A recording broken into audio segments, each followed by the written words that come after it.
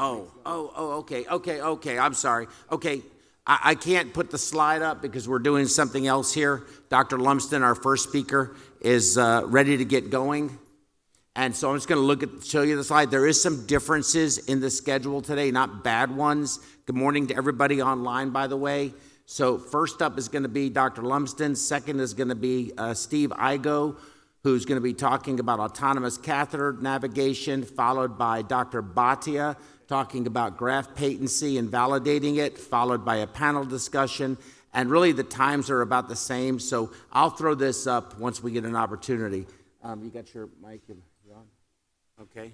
Okay, so you've already met Dr. Lumsden, so we're going to just go ahead and get moving forward. 20 minutes on the clock, please.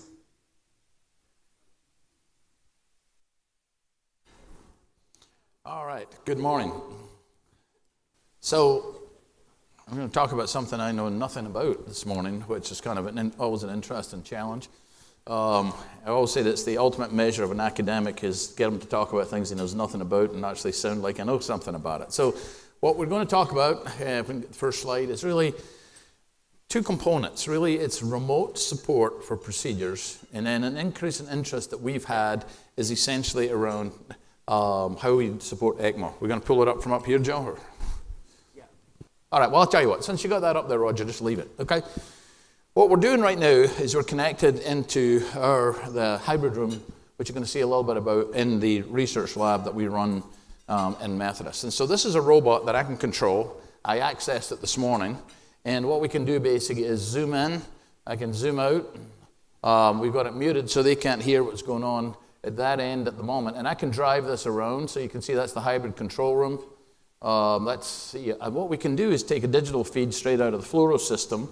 So we can have inputs can come from cameras, or they can come basically from the fluoro system straight into a variety of different devices where we can view. So if you're going to support a case, you're not going to do it using your iPhone. This was just something that we had not planned. We just set this up this morning. That's how easy it is. But this is essentially, you can see me zoom in, essentially the platform, and you can zoom in pretty tight. That's actually a research MRI scanner that we run.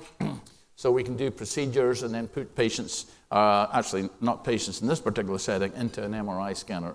But this is just a way that we can give you access to essentially any component of the organization that we're working in. And this is one platform amongst several that you could potentially use for doing remote ECMO support. Okay, let's switch that over onto the slides if we can, please. So good, thanks.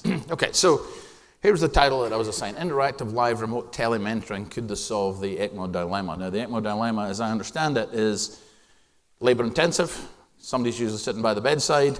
We can barely cover this from a personnel standpoint, and if we were faced with a flu epidemic, and we've obviously been in this situation, how on earth would we be able to manage this? And so that was kind of the problem as it was presented to me. Obviously, I run a big cardiovascular unit where it could become a problem, and so we're interested in looking to see if there are alternate ways that we could provide monitoring for that, and that really is what this theme is going to be all about. So like everything else they do, let's break it down into a series of problems and keep it simple, stupid. So first of all, you got to be able to see. And you got to be able to see potentially multiple things. You may be able to have to watch the perfusionist. You may be able to watch information that's coming out. We may be able to have to look at the patient so we can go ahead and get access. You have to be able to communicate. And then once you've got a patient set up, we got to be able to monitor it. The line insertion part, I think, is something that we can certainly do, and we've even thought about having our vascular fellows be the guys responsible for putting the lines in because they have a lot of expertise in ultrasound-guided intervention. The monitoring part, I think we'd show you, it will be relatively simple. What will be challenging, which we haven't got solved yet, is the troubleshooting. What happens when something goes wrong? So I'm going to show you a series of examples, and each of these examples, part of this challenge is being addressed. And I'm going to take this actually from a presentation that I gave a short time ago where we're really talking about this. Now, watching what's going on in an operating room, for example, is not something new. These are the viewing domes above the operating rooms for Dr. DeBakey, Stanley Crawford, and Nathan Cooley worked. So this idea of remote viewing for physicians to actually see what's going on, this is how it was done. This is still, remarkably, we do these behind-the-scenes tours. This is where people want to be. They want to be up there. They want to look down. They want to see the chest open. They want to see the heart beating. And it is a very valuable tool for us. It's not very valuable for teaching physicians how to do it. Of course, we got really sophisticated. We started putting cameras into the overhead lights, and we put a screen up. So not only can you look down, you can also get a close-up of what's going on. And these are all components in remote visualization, which are going to be important. This is actually now taken from what we call our med presence room. There's 2 of these in the United States. One happens to be at Barrow Neurological Institute, and the one that we have. And so this is now hardwired straight into several of our interventional suites. A couple of hybrid rooms, a couple of cath labs are wired. These computer monitors come up in front of the trainee. They can actually choose which video stream that they're going to be looking at. So, for example, if it's a TAVR that's going on and you're the echo guy, you may want up close and personal looking at the transesophageal echo, which is being transmittable. This is two-way communication that's taking place. But this is a fixed room. You come in, we set this thing up, and you can look at it. And the question is, can we provide that degree of interactivity and allow that to actually happen remotely? This is the new tower that we're going to, somebody asked me, we're going to occupy this at the end of the year. We'll be in there next year. This is a whole other level of connectivity. We're going to be running, over 30 interventional suites, cath labs, operating rooms, and over 70 CV ICU beds. Every one of these is completely connected from an AV standpoint. So we may not even need to trundle in something like this robot. But this is the future of how these things are going to be built, because it's relatively cheap and it's relatively easy to send these signals basically forward. And so that's one way basically which this can be done. So what you were looking from was this, and this is actually so-called Visitor One robots made by a company called InTouch Health. We really have no relationship with them. Storch have done all the AV integration in that tower that we're looking at. It is mobile. It actually collapses down to about this size. It can be shipped, not easily, but you can wander around the hospital with this, and it will run on a battery pack. It's got 2 cameras. What you're looking at are the cameras basically up top. That's what you were viewing that room through.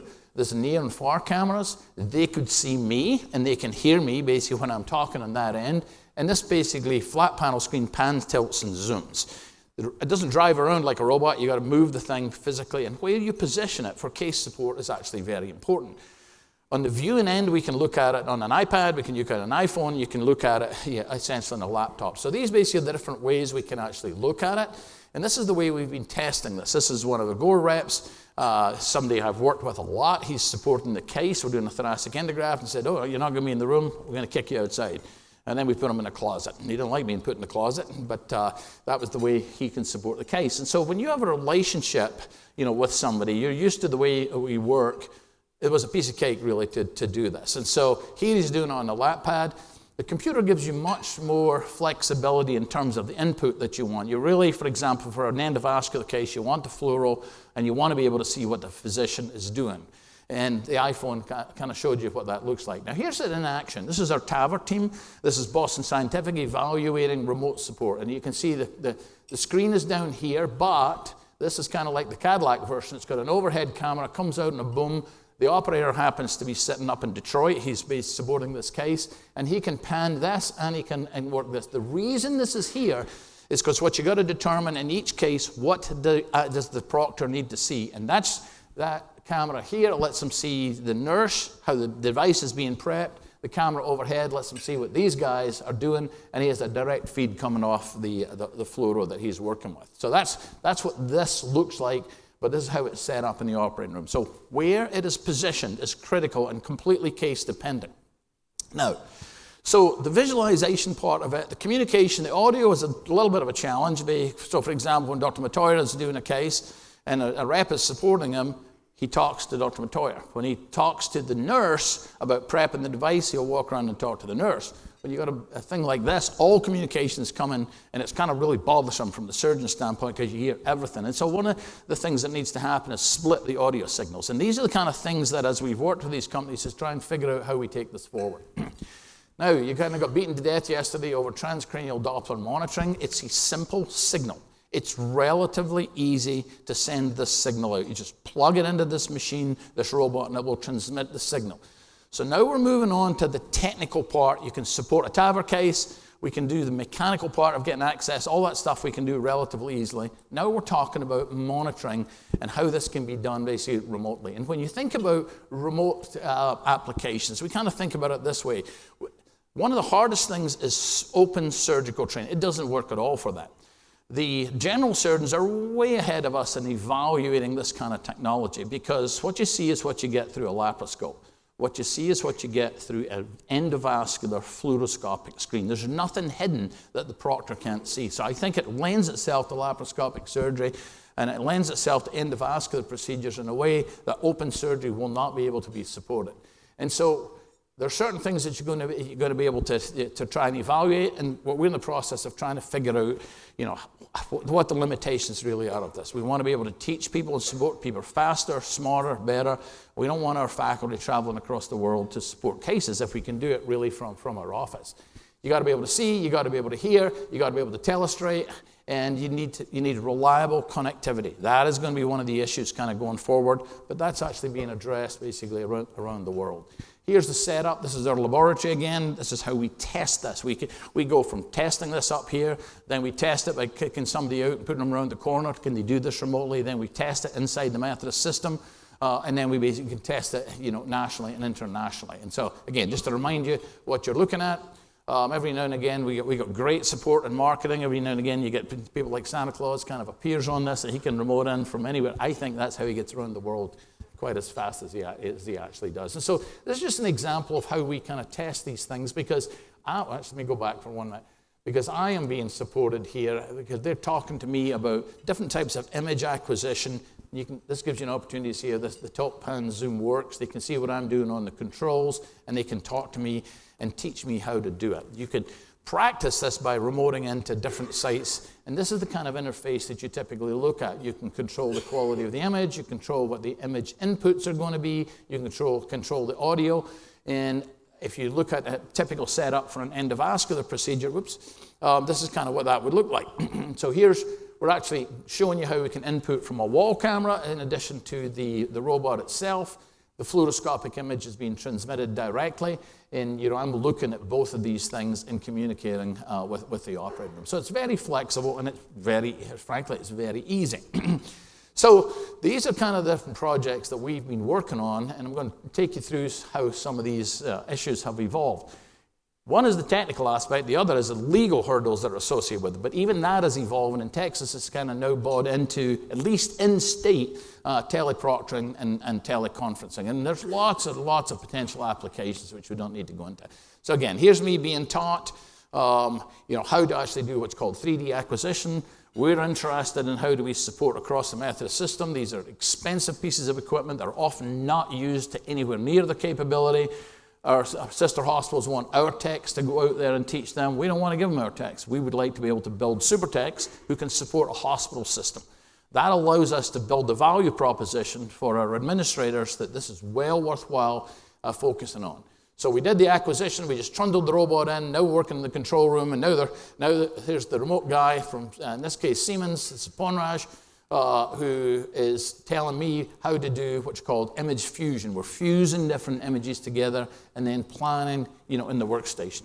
And again, this could be in one of our 8 different system hospitals, how we can provide this kind of level of support essentially from downtown. So that in itself shows value to our hospital administrators. You got to build the value to be able to get these resources in order to be able to do this. What we're looking at now is training. They're much less interested in training because there's no money in training. But if we can save costs across our system, then it's one of the ways we're going to have to convince the investment in buying these kind of connection devices. And so this is Tracy. She's a GORE trainer. She's training our residents and fellows on thoracic endografting, and they'll fly a trainer around the world. Well, we don't really need this. When she came down to Houston and said, Tracy, I know you've never used this interface before, but you ain't going to be standing here. We're going to kick you out. You're going to be in an office around the corner, and we're going to score the value of this. So she got like a 20-minute introduction to using this interface, and then off goes Tracy. And what she's now doing, can you turn up the volume a little bit? She's talking to our residents and fellows. Yeah?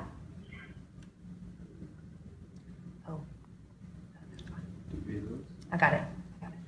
And so we're doing this on a simulator, okay? And the nice thing about that is... Okay, and so whenever you see... I don't need to get RBI approval, we don't need to get animal approval, we're just kind of off and running. And and here's the other end of that. So want to just go up through the stick? Here's our residents listening to Tracy, being told what to do, and she's talking through. She's got this direct feed coming off the fluoro system, and she's teaching them how to do this.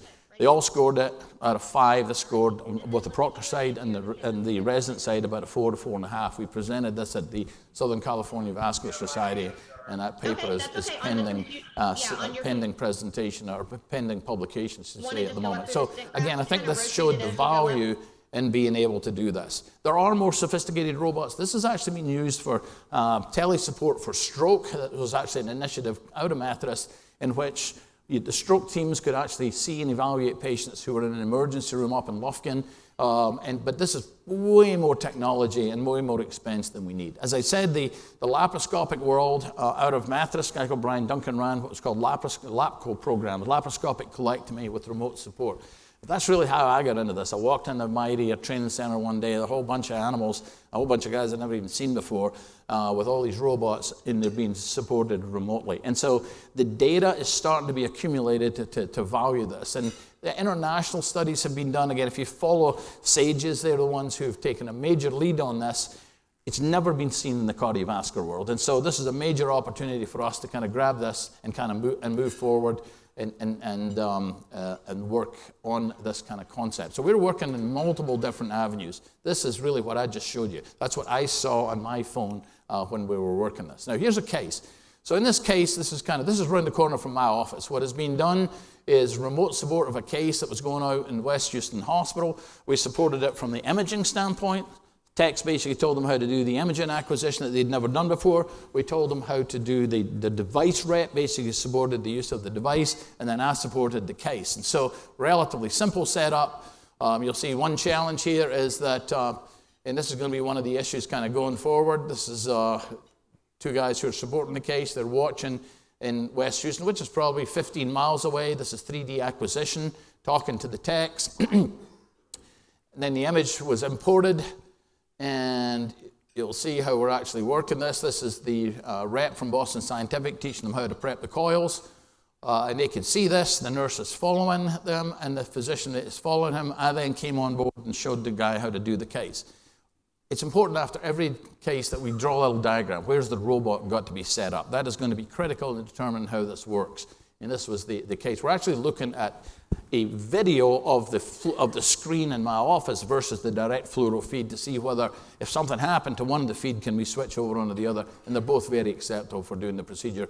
You'll see there's a guy from Siemens. Not always perfect. This is where we lost connectivity. And that's one of the things that's going to be very important in figuring out going forward is how do we manage that. So back to what I was supposed to be talking about all along, remote ECMO support. I think that we've shown that we can monitor. And this is Zolt monitoring a carotid case that we're doing. That's how basically it was actually a carotid body tumor we're doing. And here's where the probes actually go on. And we're sending him the TCD signal remotely. And this is kind of what he sees. It's important that he sees what I'm doing. It's very difficult to interpret what's going on in the head if you can't see what the surgeon is doing and how the surgeon is actually manipulating the carotid. They need to be able to see both of these things at the same time. And this is how it actually makes the connection. This is kind of interesting if you listen, is that almost looks like it's on an airplane.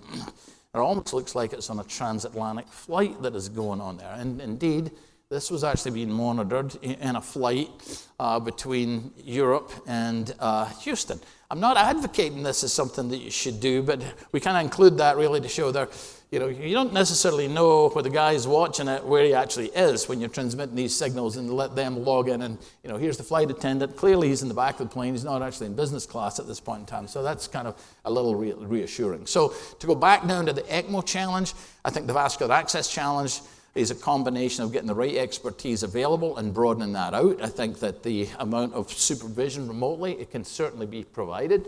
How do you troubleshoot when something goes wrong? Those are the kind of scenarios that we need to build and test to see how that would actually be managed.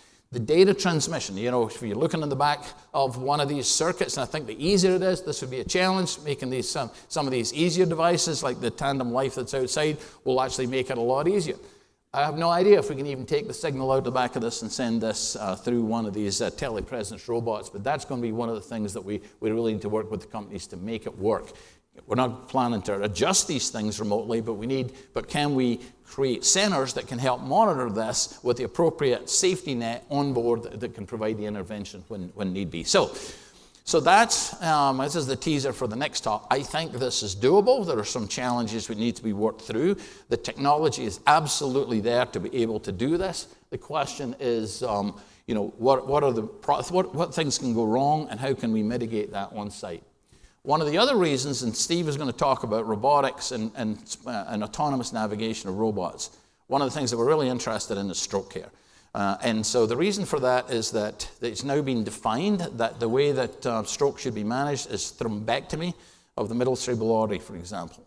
And that's great if you live in Houston, you live in Vegas, and you've got stroke neurologists around you.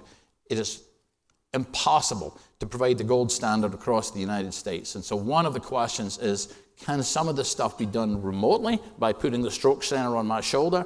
And then what Steve is going to tease you with is, can you get to a situation where you have remote control of robotic catheters actually going up there? So hope that's kind of whet your interest for what Steve is about to tell you. And thanks again for the opportunity to be here.